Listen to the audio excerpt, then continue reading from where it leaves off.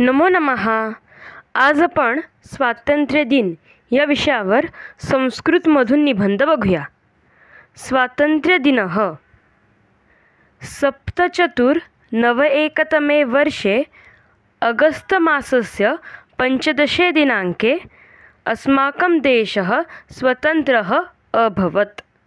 म्हणजे 15 ऑगस्ट 1947 रोजी आपला भारत देश स्वतंत्र झाला. अतः प्रतिवर्षम् अगस्तमासस्य 15 दिनाङ्के संपूर्ण अयम उत्सवः मन्यते.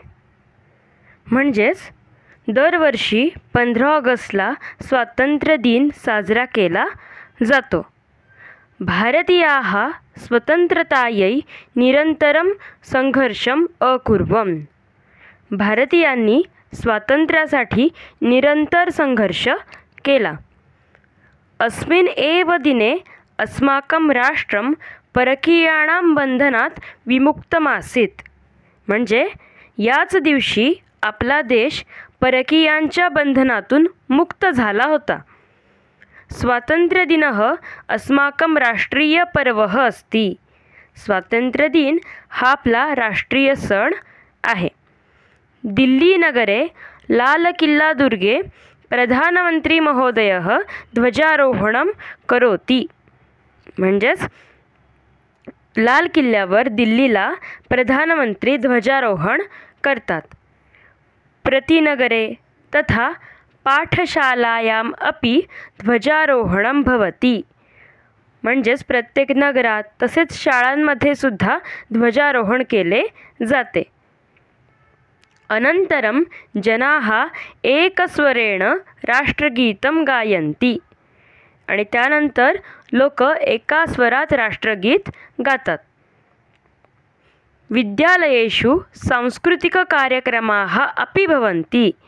शाळांमध्ये तर सांस्कृतिक कार्यक्रम सुद्धा होतात. गृहे गृहे सवैभवं सोल्लासं दीपमालाः रचयित्वा जनाः आनंदं प्रकटीकुर्वन्ति. म्हणजेच घराघरात जल्लोषात आणि आनंदात दीपमाळा रचून लोक आनंद व्यक्त करतात.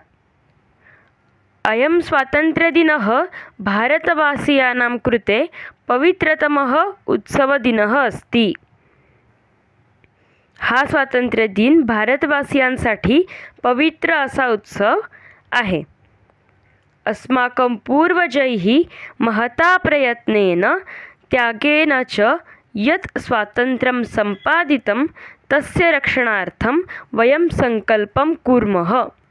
म्हणजेच आपल्या पूर्वजांनी महान प्रयत्नांनी आणि त्यागाने जे स्वातंत्र्य मिळवले त्याच्या रक्षणासाठी आपण संकल्प करायला हवा.